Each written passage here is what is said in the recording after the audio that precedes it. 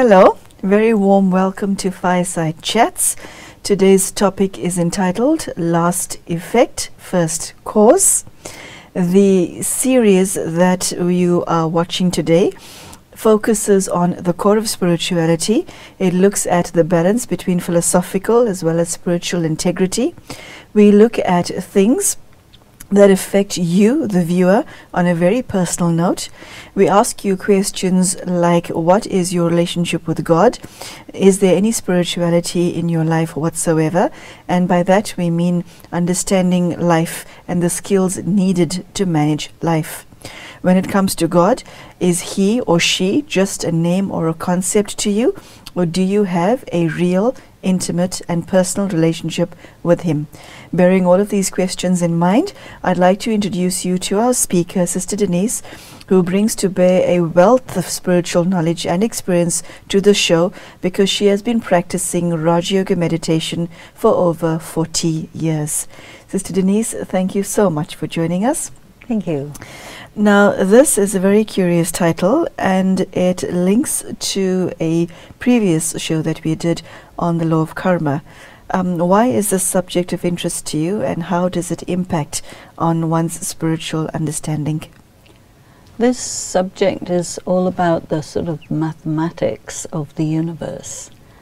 And not everybody, but a good number of people get preoccupied with this idea that where did it all begin, what caused everything to happen. And in most of the religions, God is considered to be the initiator of the universe and is called the creator. But it's quite difficult for people to think about how things go from there being nothing at all to there being this. So in conventional science, they talk about the Big Bang theory. There was a Big Bang, and then everything has been happening since that Big Bang. And then they say, after a long, long time, many billions of years, about 14 billion years, there'll be another Big Bang, and then everything will not be there. And then there are other people who say, no, it can't be quite that simple, you know. And how does such a Big Bang happen? It has to be caused by something. So then people say, well, it's caused by God. Okay, but then how? You see. And then if there is God prior to the Big Bang, there must be something else there as well. So it's sort of not very satisfactory, really. Now, when we look at the world in terms of cycles, and in terms of everything being caused by something, there being causes and effects, and the effects being the cause for some other effect, and so on. So this is this sort of mathematical process of how everything works in a kind of a mechanistic way, if you will. Then, of course, people say, well, what about consciousness? Where does that come in this? So it's a very deep philosophical, scientific, religious problem, because people have been trying to wrap their minds around it, but with difficulty. And in Brahmakumaris, there is this concept of identical repetition, which means the whole thing is a closed system as opposed to an open system. So most people who think about the universe, life, the universe and everything, And time also, consider it as an open system. Whereas in Brahmakumaris, we look at everything as a closed system, which means that when you have completed a cycle, the completion of that cycle actually causes the next cycle to begin. So there is a particular period of time that we talk of as the confluence age, where the whole machinery has wound down completely, and then something comes into place which gets it wound up again. And so our understanding of the function of God in the machinery of the universe is to be the factor, the energy, the cause in terms of consciousness, to get everything to go from totally wound down and where the extremes of entropy have been reached, to bring it back again to its beginning point. And this is really what we want to talk about in this show. Okay. So, Sister Denise, how does that understanding impact on the way one lives one's daily life? Do you do you factor it into the way you process, the way you speak, the way you behave, or is it just something that you tuck away in the library of your own intellect?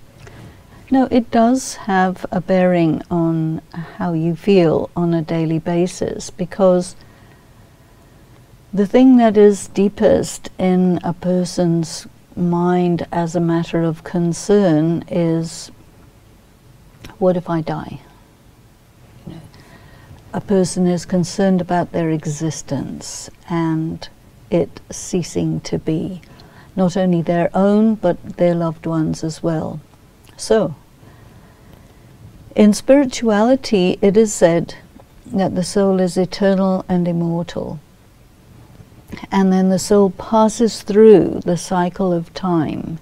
And in the process of doing that, the energy of the soul is getting used and depleted until it reaches an extreme point, whereupon an energy has to come into the machine to bring it from the extreme nadir, the lowest point, up to its zenith, the highest point. And that is really the function of God, and the energy of God does that. And this is why God is called in Latin as Deus ex machina, the energy, the being that is not part of the machine, but from outside impacts the machine and, as it were, resets the whole thing so that we start off again and we go through the whole cycle again. So when you present such an idea to someone, the first reaction is, well, what's the point? As always, people say this, what's the point? And the reason I think people say, what's the point, is because of the mentality, most people's mentality is you start somewhere over here and you go to somewhere over there, and that gives you a sense of purpose. But if you look at it from another angle, you could just as easily say, well, what's the point of that? So we have to look a little deeper. What's the point of going from the lowest point to the highest point, and then going again to the lowest point, and then going to the highest point? So the idea of doing something again and again escapes people's a sense of coherence, a sense of logic. So you have to look at it with different eyes. And this concern that a person has, which is a very deep feeling, a deep desire for immortality, and there's a kind of a troublesome feeling inside that I would like to be immortal, but I know that I'm mortal. And that is a tragedy. Whereas spirituality says, well, you are mortal in the sense that, of course, you will die, but you're immortal in the sense that your soul can never be destroyed. This is known. And you will appear again and again and again. You cannot die. So then you have to kind of pull yourself back and try to position yourself with the same perspective as the perspective of God, that is one who is outside the machinery, so that you can look at the machine and see it for what it is. And you can look at yourself and see yourself for what you are, that you come into the machine, you move through the machine, you come out of the machine. So then the question is, what happens in the machine? In any cycle, any circle, you could take any point, doesn't matter where you start, and say, okay, that point I'm going to take as the beginning point. And from that point, usually people will take the highest point. They say, that's the beginning point, that's the best, that's my perfection. And then you gradually lose until you become the darkest point, the lowest point, the weakest point. And in fact, this transition between your weakest state, your darkest state, your state of absolute ignorance and suffering and all of this, to your highest point, you will say that period of time is really the creation time. That is the time when you become your true self, you become your fullness. That is the time where you are impacted upon by God. You see, that is the time when every soul on earth has their individual encounter with God, which leaves an indelible impact on the soul, and which is like a kind of driving force for everything that happens subsequently, and which even causes the soul to be a seeker and look for God again. When all of that has been lost, you seek that which brought you to your perfection once again. So it's a kind of a story of achieving God, attaining from God, enjoying the attainment, then using that up, losing everything, looking for it again. And that whole story is the amazing story of humanity and God, the story of me, the story of us. And when you go into the depth of it, it gives meaning to everything, it puts everything in place. And then you need to see the continuity of that circle, the identical repetition of that circle, which allows you to actually lift yourself off and see the whole thing, because then you can see the totality of yourself. And I think that, not for everybody of course, but certainly for me, certainly for many people, I really want to know exactly who I am, everything about myself. And I want to know exactly what is the way in which I and God interact in this whole thing, because this is where you're going to find meaning. And I think ultimately, for many people, to have meaning is everything. So Denise, there are a variety of souls on the planet vis-a-vis God. There is a percentage who love and idolize God. There's a percentage who like God. There is a group who whose only job is to ask God for X, Y, and Z. Then there are those who pretend to love God, and then there are those who hate God. Okay? Does every single human being on the planet, whether they call themselves theists or atheists or anything in between, does every single human being on the planet have a connection to God? Is he that well networked as far as humanity is concerned, whether we on earth are oblivious of that? Not? Yes. Every soul has an encounter with God, And Sorry, that wasn't my question. My question, I'd like to know more about what you just said, because it's also interesting. My question is every soul related to God in some way? yes. Okay, so your answer is yes. Yes. And how does that play out? Well, every soul is a child of God. Mm. Every soul is a son of God. Every soul must receive an inheritance from God. And that inheritance is the thing that sets them on their journey of life. Some souls take many lives, some souls only one. There's a huge variety. And every soul will experience God differently. And that is the wonder of the individuality of every soul.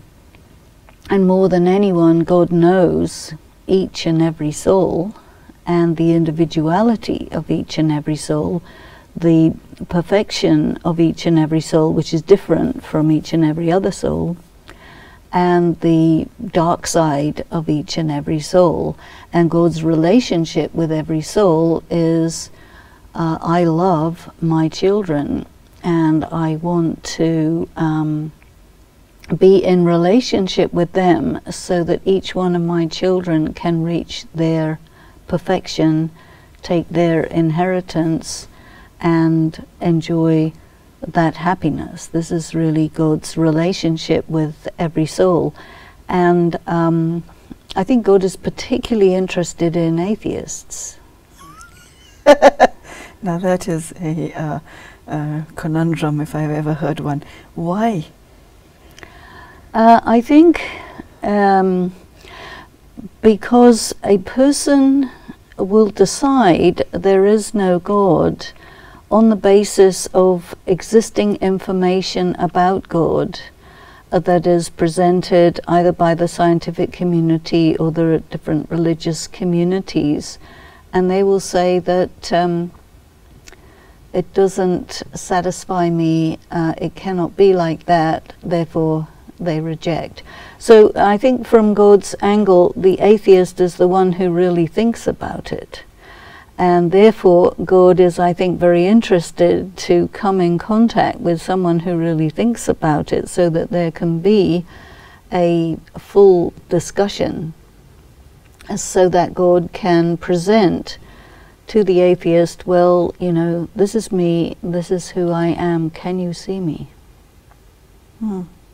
So what you're saying is, as far as the atheists are concerned, they are simply did not buy that which humanity sold to them at this point in their lives as regards who God is and what He is. Yes.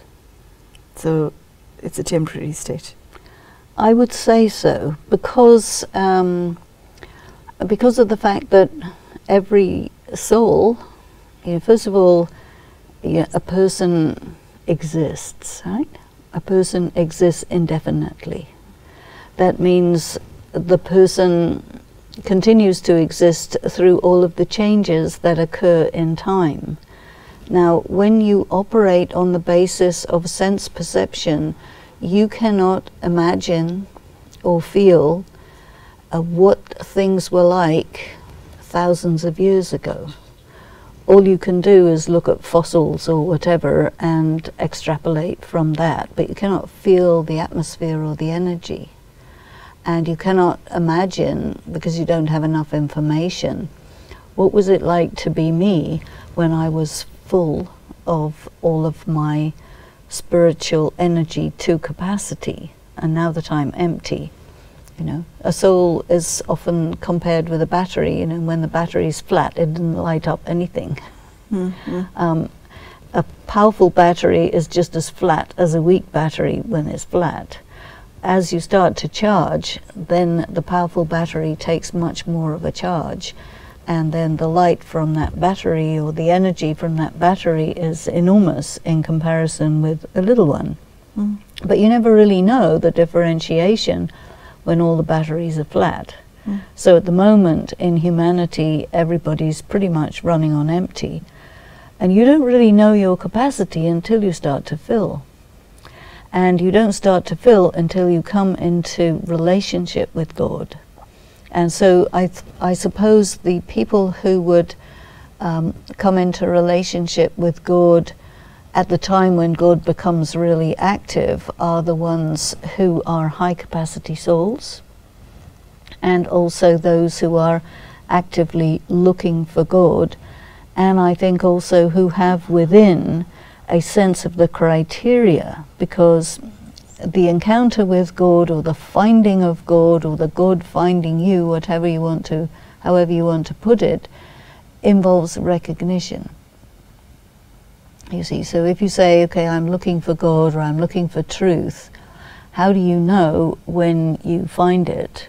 Well, it will correspond to some inner criteria which you will want to check out through various different mechanisms that you come up with, and then if everything checks out, then you'll find some more and see if that checks out too, because to find what you're looking for, to find truth, to find meaning, to find the answers which you might not be able to define the questions for, is something that's so deep in souls because of the fact that souls had self-realization, they had a state of enlightenment, they had that perfection, and they lost it.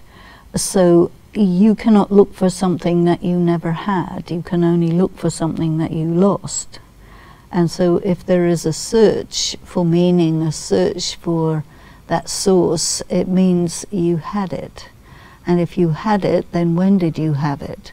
And how did you get it? And again, all of these questions actually bring you into something much more circular than the linear thinking that we're used to through the materialistic approach to the thinking process. Sister Denise, you said earlier that all souls are connected to God, and He is our Father and Mother. Mm-hmm. Why is it that most of us walk around with such an orphan mentality? Well, when you lost your parents, you're an orphan. So you had lost parents. is a question of consciousness, awareness, perspective? Connectedness.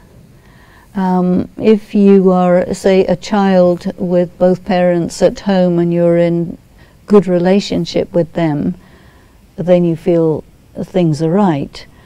If you're at home, your parents are at home but not much, both parents are working, you don't have much of an encounter with them, you're raised by a maid or a friend or a grandmother or whatever, you're not an orphan, but you might as well be. Then there are those who actually lose their parents get killed or die or abandon them or something, and then you are an orphan because something happened to break your physical connection with your parents. But people take their identity from their parents. People take their position in society from their parents. They take their how they fit in this world is very much connected with that. You know, people's identity is you are the son of so-and-so, the daughter of so-and-so. Even it goes further, you are the mother of so-and-so. But from the angle of being a soul is always a child of God. But you don't know who God is, you don't know where God is, you don't even know whether God is there. And if somebody tells you God is something that you don't buy, then that makes you even more of an orphan, because you have to be self-reliant. There isn't anybody out there looking after you, and so you have to create your own system of morality based on something inside you. But then where did you get that from in the first place, you see? So you're cut off from that. And sometimes it's said that because people are cut off from their connection to God, they're also cut off from the qualities of God, the meaningfulness of God, truth, all of these things. And this is what makes people violent. Okay, on that intense note, we have to say goodbye to you because of a limited time factor, but this talk has been extremely educational, and I think far too few people in the world know that irrespective of who and where they are, they're connected to God. I think far too few people know that. So there you have it, Sister Denise sharing on this topic of cause and effect, brought us home to the aspect of how deeply we are connected to God, whether we realize it or not. And she states that this is the time in humanity where one can actually reforge, reconnect with God in a very intimate manner, so that we accept and able to receive everything that God is giving us. So I hope that you've taken today's message to heart, and I hope it changes your life for the better in some way. Thank you so much for joining us, and goodbye.